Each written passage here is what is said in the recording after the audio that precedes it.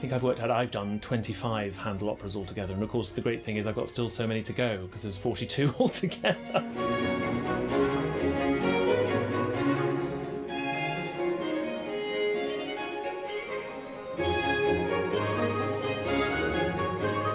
And I think that's really what the festival stands for, is keeping Handel alive in the public's imagination, musical imagination.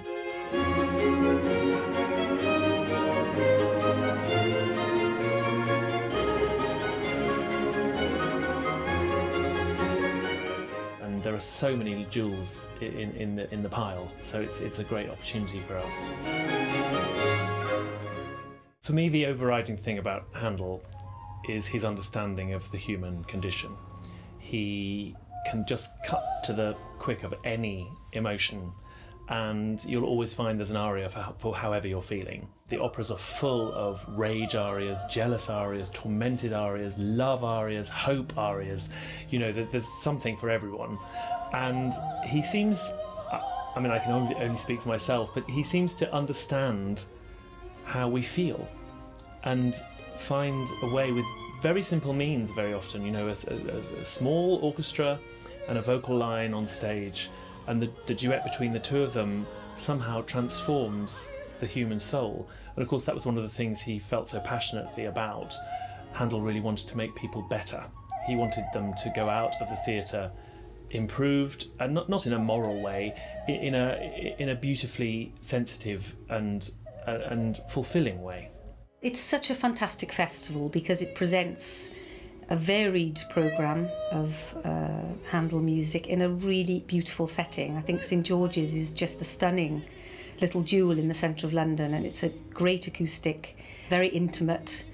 And Laurence he has a way of drawing the audience in and making you feel you're in somebody's big living room. It's very relaxed, and somewhere where you can come and just really, really close your eyes and enjoy the beauty of the music at close proximity.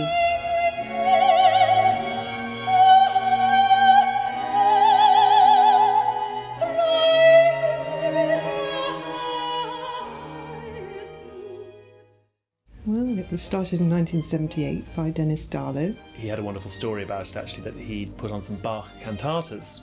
Someone came up to him and said, "You've got a bit of a cheek, haven't you, playing Bach's music in Handel's church?" So he, being Dennis, he was a great ideas man. And so he thought, right, let's put on some concerts. So started the London Handel Festival.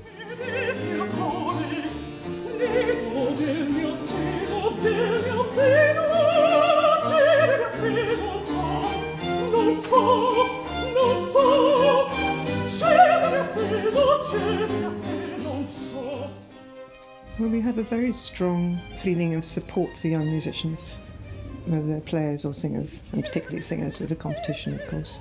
We work in conjunction for the opera with the Royal College of Music, so we obviously work with the voices that are there. We make sure that the opera is fitting the singers we have, rather like Handel wrote the music specifically for his singers. I've done quite a bit of Handel, but I've never actually done a Handel opera, a full Handel opera. And the great thing about Handel is that it's so good for all of our voices, you know, as young singers, that it's just great to sing. Laurence is fantastic to work with because he's all about working from the text, and he's about making the music connect with the text, which means that it's so much easier to sing. You're not just sort of singing embellishments and flourishes, you're really singing from the heart, and that's really, really fabulous. He's so wonderful and smiley, and the way he smiles up at you when you're there, he just makes you feel so relaxed, so confident. You don't find that with many conductors, but you've got that with him.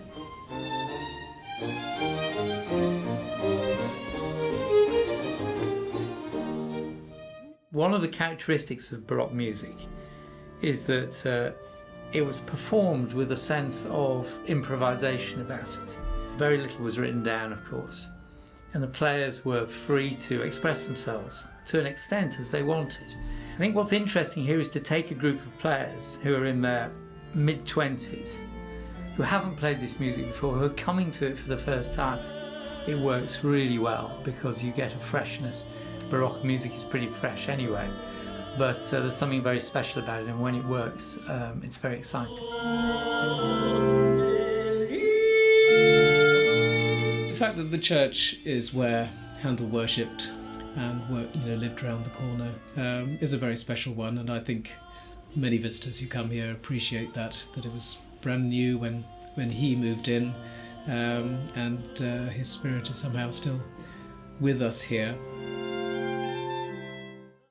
So we always try and bring new things in. We've added organ recitals, which fitted in with the church with the brand new organ. We have orchestral concerts, we have chamber concerts, we have the Handel singing competition, and we have talks to inform people about the works, and we even have walks so people can find out parts of 18th century London that perhaps are hidden or they're not familiar with. We have a very good rapport, of course, with Handel House.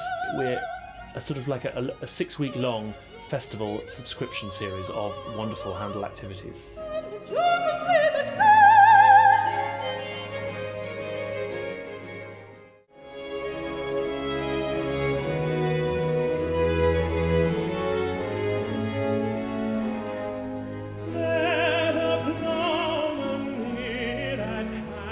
For me, the performance of music is all about producing an emotional response from an audience.